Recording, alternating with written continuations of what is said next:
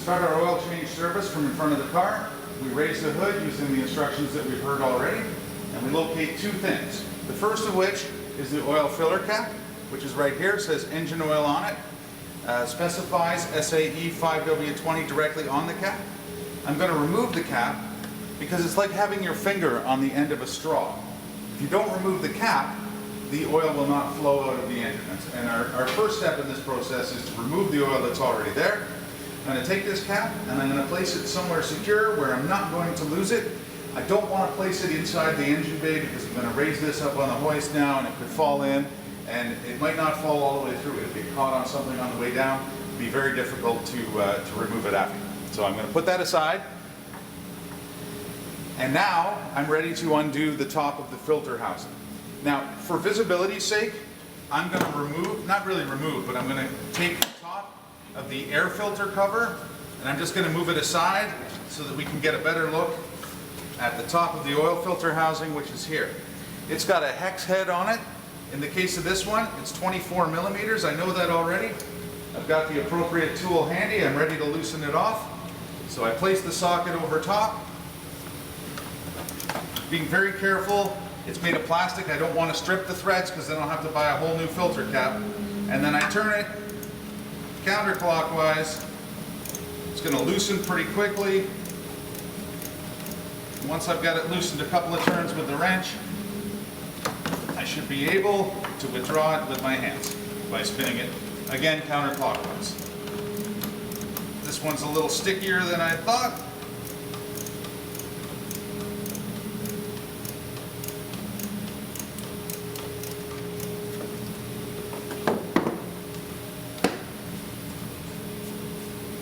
Okay, this allows me to remove the oil filter housing cover.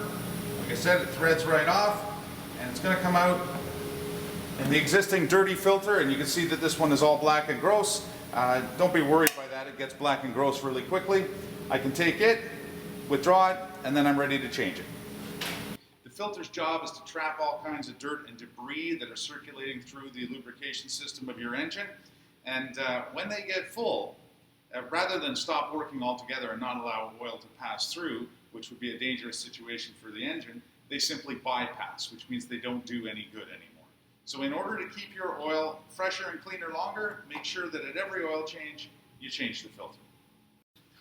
Okay, I've got the old oil filter here, and I'm ready to remove it from the cartridge, the holder that it's in. Just give it a good tug. They just press fit in. You can see this plastic thing here. And I'm ready also to replace the gasket on the housing. It's rolling away on me, pardon me. I just used my old trusty friend here, the flathead screwdriver. Being very careful not to mark things up because you don't want to interrupt the seal. I can just place the screwdriver under the old O-ring and pull it off. The cartridge and the O-ring are now garbage. The advantage of these cartridge filters over the older spin-on types is there's less waste. There's no steel casing that goes into the landfill. Now I'm ready to replace the new cartridge. This one's nice and clean. Just put it in, push it till it seats, and now it's time for the new O-ring. Now it's a good idea, guys, well, not just a good idea, but it's a necessity to coat the new O-ring with some oil. Just helps it make a better seal. I always use new oil. I don't know if it's absolutely necessary to do so, but it just seems like it'd be silly to use used engine oil for that purpose. Put some on a cloth or a shop towel. Make sure you coat the O-ring with it all the way around.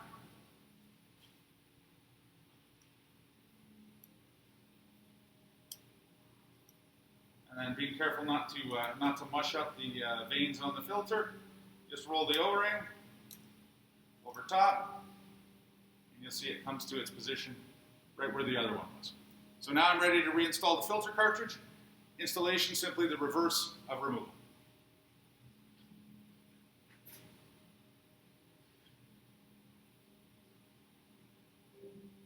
So I'm ready to reinstall the filter cartridge. I've got a new O-ring, nicely covered in oil. The new filter's installed, and it simply threads in the reverse of the removal procedure. So tighten it down till it's hand tight. which is a fair way. The threads on it are quite deep. Once it's hand tight, I'm going to take my socket wrench and I'm just going to snug it up by moving it between 1/4 and 1/2 a turn. Set the socket to tighten, make sure you're tightening. You don't want to over tighten it because again, this housing is made of plastic and if you wreck it, you have to buy a new one. So just not too tight, just to the point where you feel like you're compressing the O-ring. So till it's tight and then maybe 1/4 of a turn more. Okay, at this point you might want to do some other maintenance service. As you can see, we've already exposed the air filter. This one looks nice and clean, but it might be an ideal time to look at replacing it if it's been a while. Put the air box back on with the clips.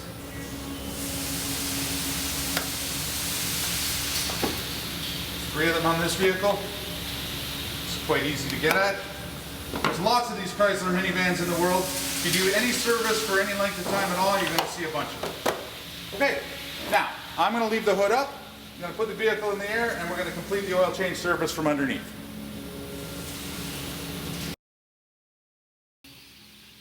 A quick note about disposal. I have an oil filter here and I have the O-ring as well as a shop towel. In this case I'm just using paper towels. You can put this directly, the oil filter directly into the garbage. Shop towels and rags, always put them in the flame-proof container, the red one in the classroom that seals, because oil-soaked rags can spontaneously combust and you certainly don't want that to happen to you.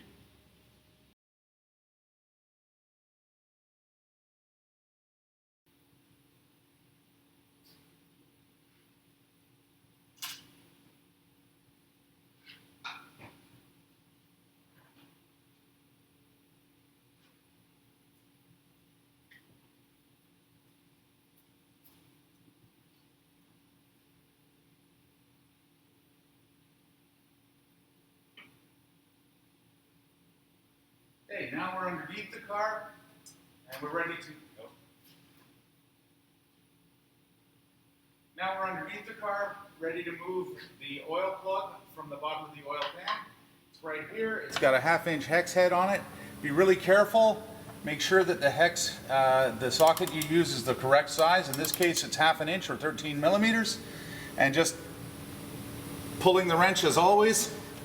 Turn it counterclockwise. Couple of turns and it'll be finger tight. Always a great idea to have a rag handy because, well, there's a pretty good chance you're going to get oil on you when you do this. So just pull it out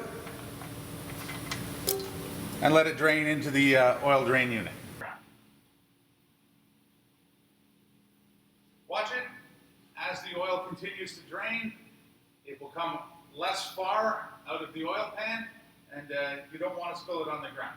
If you do spill oil, remember that you can use the oil dry, the absorbent material we use, soaks it up, sweep it up, and it's garbage thereafter.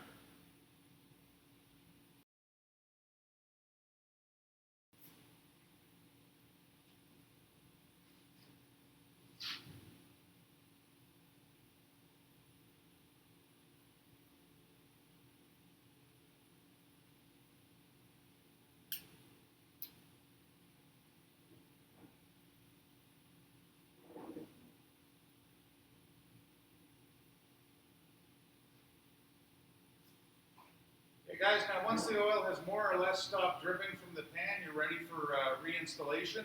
It's the opposite of removing the filter plug. Inspect the filter plug. Make sure that there's no damage that you can see. Some have a separate washer. Others, like this one, have an integrated flange on it which acts as a washer. If that becomes damaged, your oil plug will leak, which will cause unsatisfactory operation. A lot of times, if your car is leaking oil, this is a great place to start because it's cheap, easy to access, and it just might solve the problem. So give everything a quick wipe down, reinstall the plug,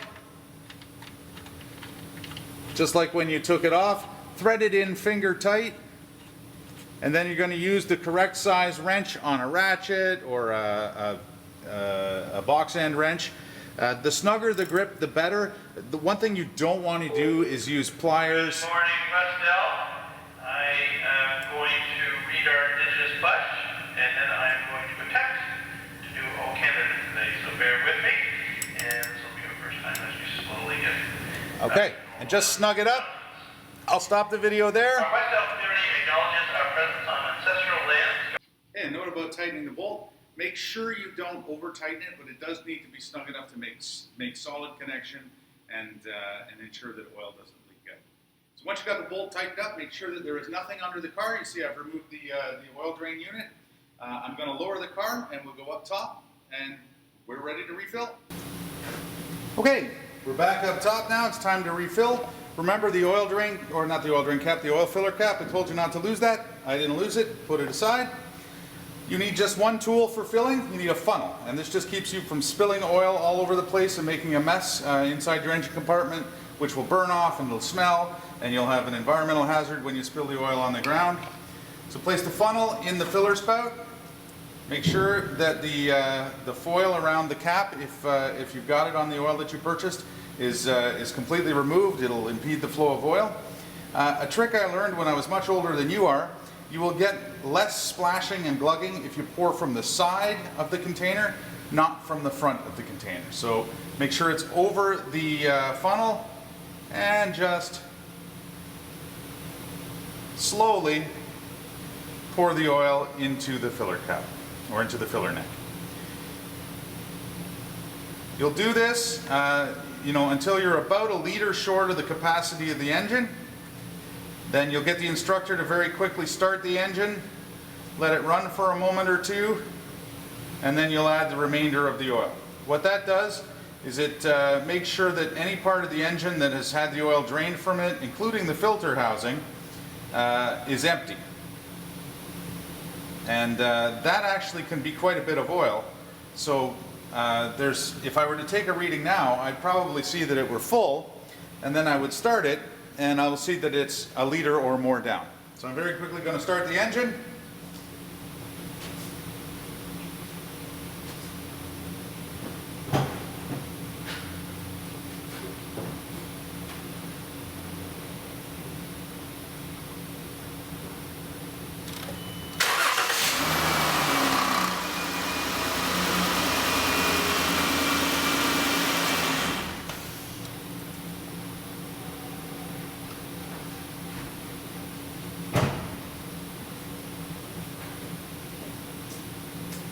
Okay, and now I'm ready to check the oil level and add until it's full.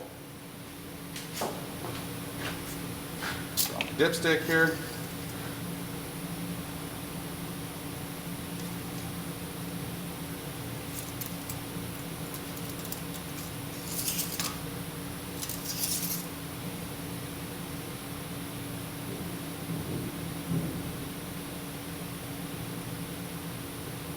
I would estimate about another liter of oil, maybe a liter and a half. So I'll fill that in, check the level again.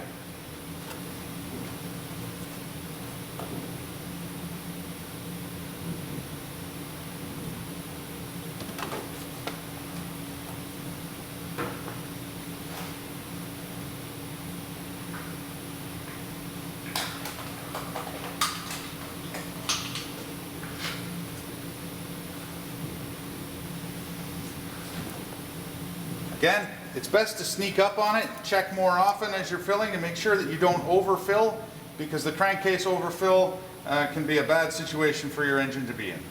So I'd rather check it 3 or 4 more times than to have to replace the head gasket.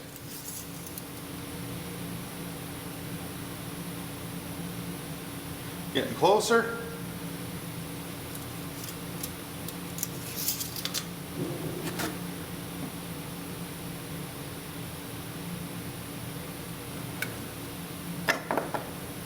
Check again.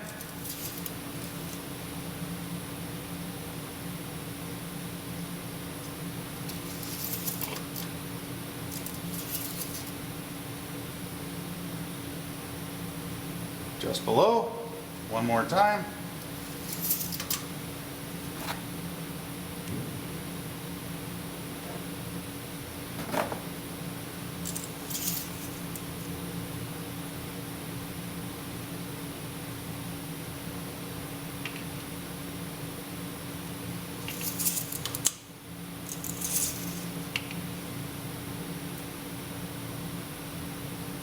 And there we go. This indicates to me that the engine is full of nice, clean oil. Last thing I have to do, reset the oil service indicator on the dash of the car.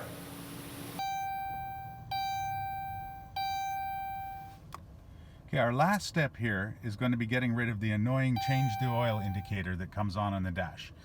Nothing will make the customer feel like you didn't change the oil more than the car telling you it didn't change the oil. This is a different procedure for all automobiles, but there's almost always a way to do it. Information is freely available on the internet. In the case of this Chrysler minivan, you take your ignition key here. We're going to turn it on, so we're going to put it in the accessory position, and we're going to pump the accelerator pedal 3 times within 10 seconds and then turn it off. So I've turned it on. I'm going to pump the pedal 1, 2, 3 times, and then I'm going to turn the vehicle off. I'm going to turn it back on, and we'll see if the oil change indicator comes back on.